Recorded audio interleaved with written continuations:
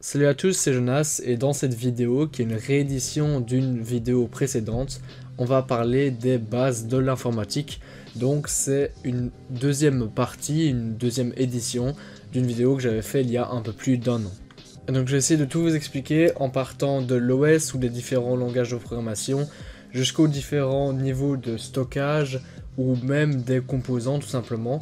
Donc cette vidéo est adressée autant aux débutants qu'aux personnes avancées, donc qui veulent tout simplement revoir quelque chose ou qui ont oublié quelque chose. Et on va directement commencer avec la différence entre le hardware, donc tout ce qui est matériel, et le software, donc tout ce qui est directement dans la machine sous forme de code généralement. Et la première grosse partie de cette vidéo va être dédiée justement à l'hardware pour justement pouvoir vous détailler les composants, le thermal throttling ou encore même l'undervolting et l'overclocking. Mais on va commencer avec les composants et surtout la carte mère. C'est la carte qui va permettre à tous vos composants de se connecter entre eux et d'être alimentés, puisque tous sont connectés sur justement la carte mère, que ce soit votre processeur, votre carte graphique, vos disques ou même votre RAM, tous se connectent sur la carte mère, c'est elle qui va faire les connexions. Et ces connexions sont contrôlées par le processeur qui est le cerveau de votre ordinateur. C'est lui qui va chercher et exécuter les informations et qui va ensuite les écrire ou les lire sur les différents composants, comme sur, encore une fois par exemple, la carte graphique ou la RAM.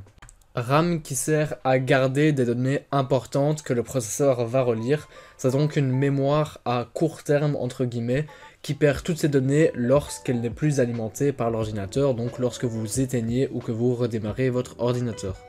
La RAM est aussi présente dans la carte graphique mais sous une autre forme. La carte graphique, c'est la carte qui permet d'afficher une image en faisant énormément de calculs simples pour justement afficher une vidéo ou un jeu à votre écran. Sans elle, il n'y aurait tout simplement pas d'affichage. Et enfin, il y a les disques. Cela peut être un SSD, un SSHD ou un HDD, c'est-à-dire un disque électronique, un disque semi-électronique, semi-mécanique et enfin un disque complètement mécanique.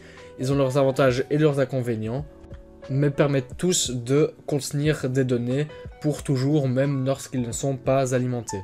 Aussi, n'oubliez pas qu'il y a forcément dans chaque PC une alimentation qui permet d'apporter du courant à chaque composant. Il n'existe forcément pas qu'une seule marque qui fait tous ces composants, mais pour les composants principaux, c'est-à-dire les processeurs et les cartes graphiques, ainsi que les cartes mères, il existe AMD, Intel et Nvidia. AMD fait des processeurs et des cartes graphiques, il en est de même avec Intel, tandis que Nvidia fait des cartes graphiques, mais aussi orienté beaucoup vers l'intelligence artificielle.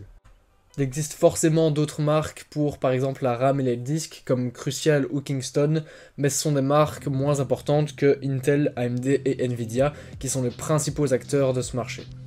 Mais revenons au processeur et à la carte mère pour parler de sockets. Un socket, c'est une prise, une connexion pour connecter la carte mère avec le processeur. Il y aura donc soit des trous, soit des pins sur ce socket et le processeur aura donc l'inverse pour se connecter dessus. Mais imaginons par exemple que vous avez un processeur qui n'a pas le même socket que votre carte mère. Celui-ci ne rentrera tout simplement pas et pourrait même se casser si vous forcez dessus parce que ça pourrait casser les pins qui se trouvent soit sur votre processeur, soit sur votre carte mère. Mais ce n'est pas la seule cause d'une possible incompatibilité entre processeur et carte mère, car si vous choisissez un processeur qui n'ira pas avec le chipset que vous avez sur votre carte mère, ça ne marchera tout simplement pas, le processeur rentrera oui, mais le PC ne se lancera tout simplement pas, il ne détectera pas votre processeur. Car le chipset, c'est un ensemble de puces qui va aider le processeur à faire des liens entre lui-même et les autres composants. Maintenant, on va rester sur la carte mère, mais on va parler de ses ports, avec par exemple le port USB, le port DisplayPort, le port HDMI ou encore le port jack. C'est ces ports-ci qui vont permettre la connexion entre l'ordinateur et d'autres éléments extérieurs à l'ordinateur, justement comme la souris, un écran, un micro ou encore même une enceinte. Vous pouvez voir à l'écran les différents types de ports, en tout cas les plus importants, avec le port jack, le port USB, le port DisplayPort, le port USB-C Thunderbolt et le port HDMI.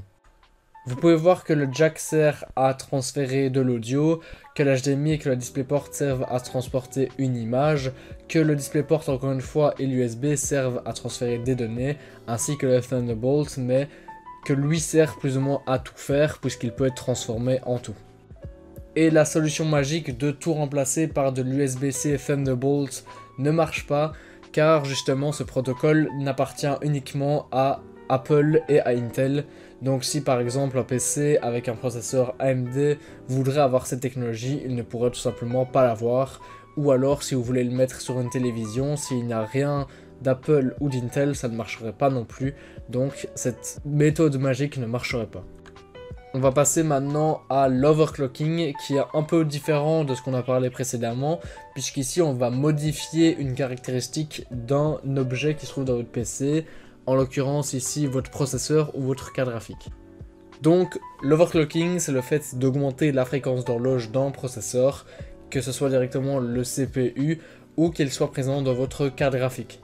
Donc dans ce cas-ci, à part augmenter la consommation électrique du processeur que vous overclockez, vous ne faites qu'augmenter sa fréquence d'horloge qui ne va faire que l'accélérer. Il existe aussi l'undervolting qui consiste à, comme son nom l'indique, baisser la tension d'un processeur, ce qui sert donc à baisser la consommation électrique et à gagner quelques degrés et quelques euros sur la consommation électrique que vous aurez donc à la fin de chaque mois. Continuons sur les concepts avec le bottleneck, c'est le fait d'avoir un processeur pas assez puissant par rapport à votre carte graphique. Il ne sera donc pas envoyé assez de données à calculer pour votre carte graphique et il sera limité à la vitesse de votre CPU.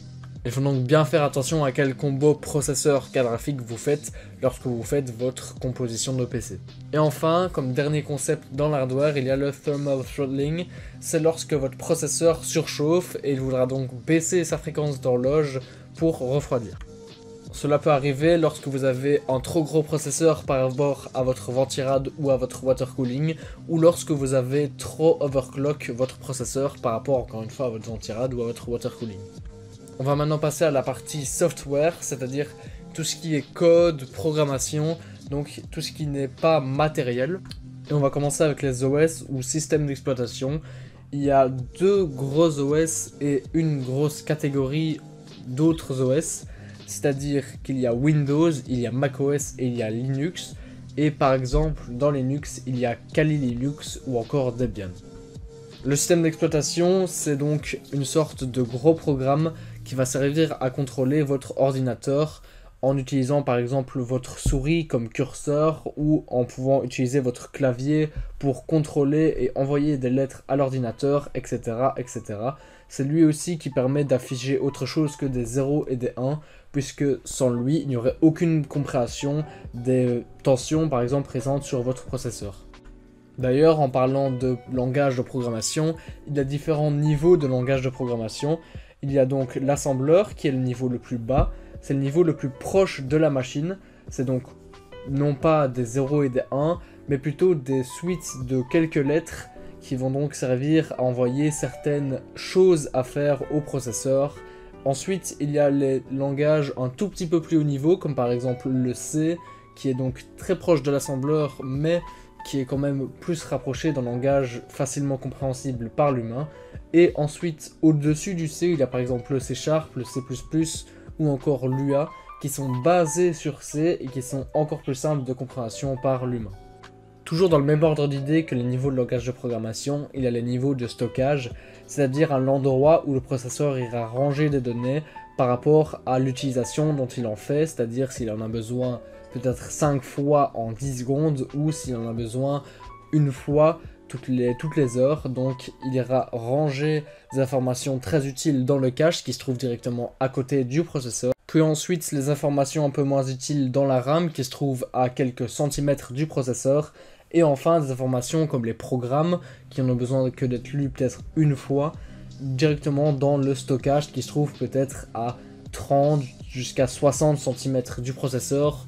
Ça dépend de la longueur du câble.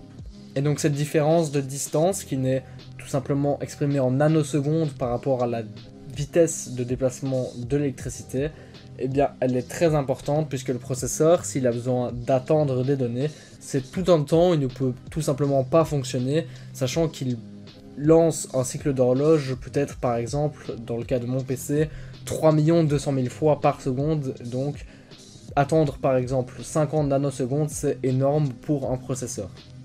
Et enfin dans le software, on va parler des drivers.